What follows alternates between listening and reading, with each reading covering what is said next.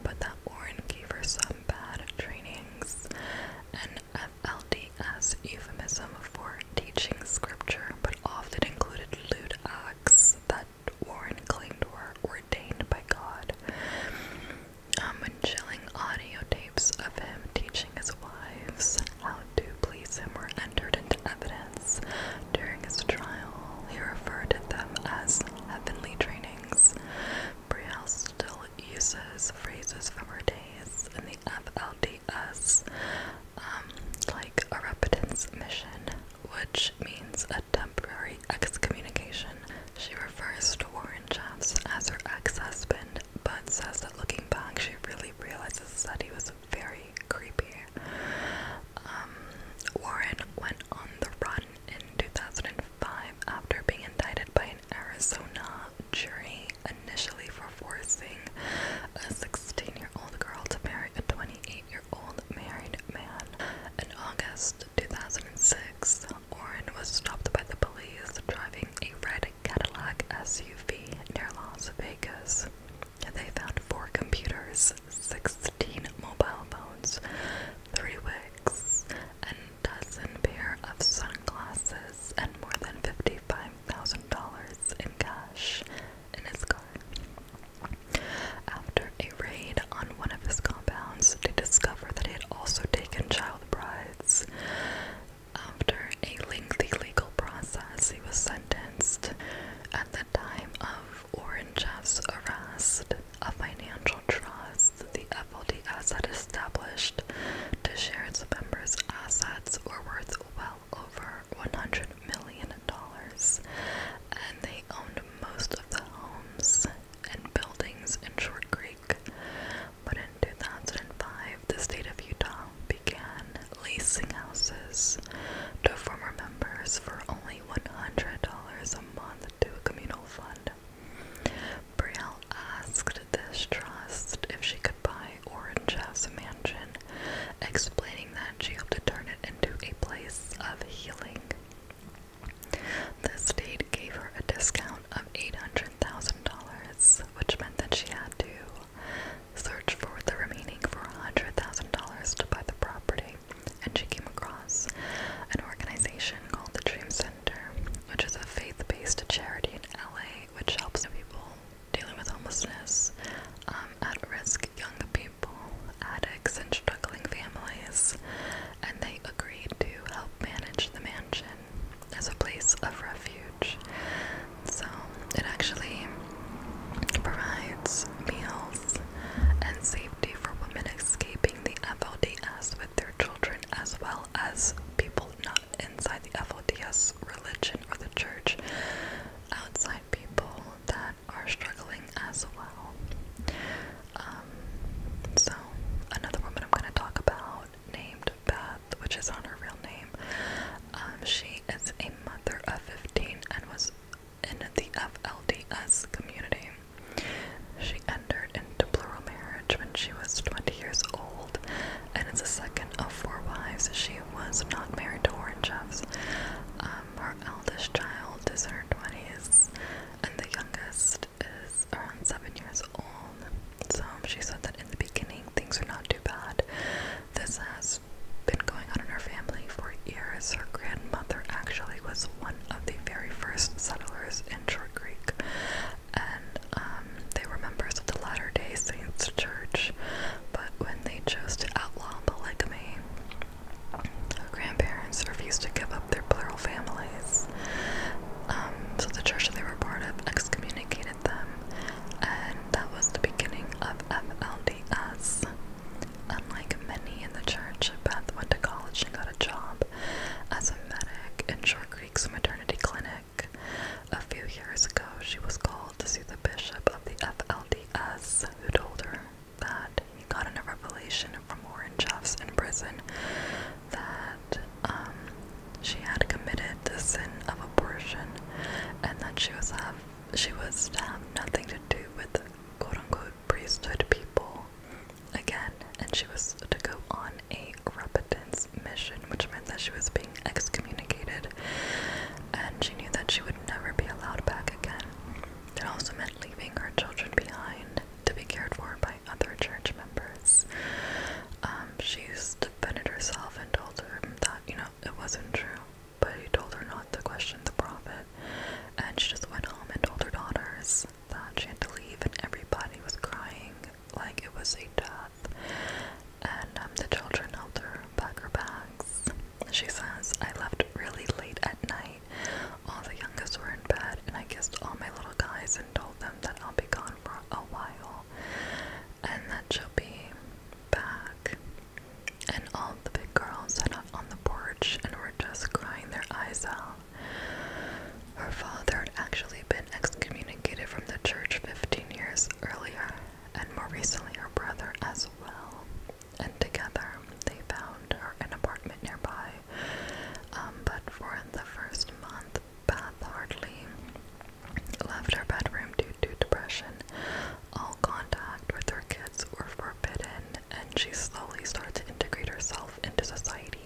She got a job at a hotel as a maid, and one day she got a letter from the hospital saying that her youngest child was there because he had fallen and broken his arm, but that he was fine, nothing to worry about. And she called the number again, and that number that called her and informed her about her child was disconnected. And so that is when Beth was like, her pain became greater than her fear, and she had to go back to see how she can get her kids. And she hired a lawyer and filed kidnapping charges and went to Short Creek to get her kids back. And she was at the gate of the house, and she saw her eldest daughter standing there with two little boys, her two little sons, and she yelled, come to me, you know. But the older girl, you know, she just turned around and ran back in the house. Later that day, she filed the kidnapping charges, and the police went to go get the kids, and they had to carry 7 of them out. 1 girl and 6 boys under 18, because the 18-year-olds could stay if they wanted to, and they wanted to. So all the kids they grabbed, they were screaming, crying. They didn't want to go with the mom. But they couldn't do anything because the police would come back if they tried to run away. And her daughter, who had to come, treated her horribly like dirt. She said she was the eldest of the children who came home, and almost a year to the day, just after she turned 18, she came back home from work, and the daughter was gone right back to the church. It's been about 6 or 7 years since Beth was forced out, and she still has 5 of her children in the church. And those who lived with her began to really adapt to this outside life, and they're all in school. They love playing video games, she said. They're angry that the church had such an effect on them, and it changed them, but they never talk about going back to FLDS. And she actually moved her family back to Short Creek and was able to get one of those homes that she could rent for $100 a month. But times are tough, and she relies on food stamps to get by. So back to Warren Jeffs. Apparently in 2007 he tried to unalive himself in prison, and in 2008 he was taken to another county jail. Oh, it was a hospital, and they described his issue as a serious medical problem, but they didn't specify exactly what was going on with him. But Warren engaged in hunger strikes, and he claimed it was for spiritual reasons. So after Warren Jeffs engaged in those hunger strikes, a judge ordered that he be force-fed, and he was actually put under a medically induced coma one time after excessive fasting, and officials were not sure how long he would remain hospitalized, but they knew that he would live. Current FLD members today still continue to consider Warren Jeffs to be their leader and prophet who speaks to God and who has been wrongly convicted. This is just gross on all levels, and honestly, when I was reading about Warren Jeffs, I'm like, is this guy even human? Like, who is this guy? It seems like he's just always been cold, heartless, and a weirdo. I don't know how else to put it. I really don't know how else to put it to make it sound nicer, but this is not nice at all. It's quite horrific. The idea of splitting up families or reassigning wives, it's just like these people that he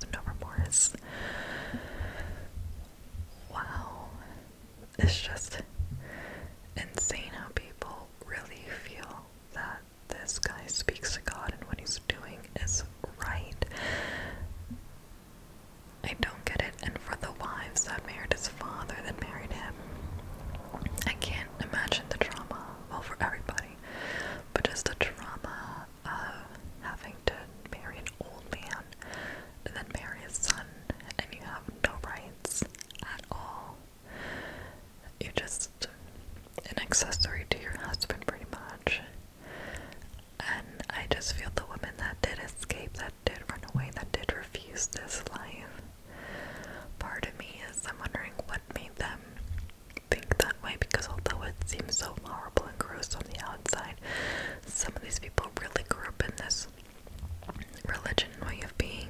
Just like one of the ladies said, her kids ran back, her child ran back to the church because it's all that she knew.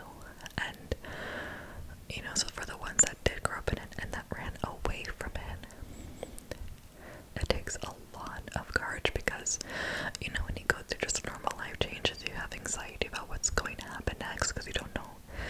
In this situation, it's so true. Like, the pain of sitting there outweighed their fear of what's to come next, because you're really running away from everything you know and your kind of support system, all the people that you know as well, you know, but the environment is just so not okay.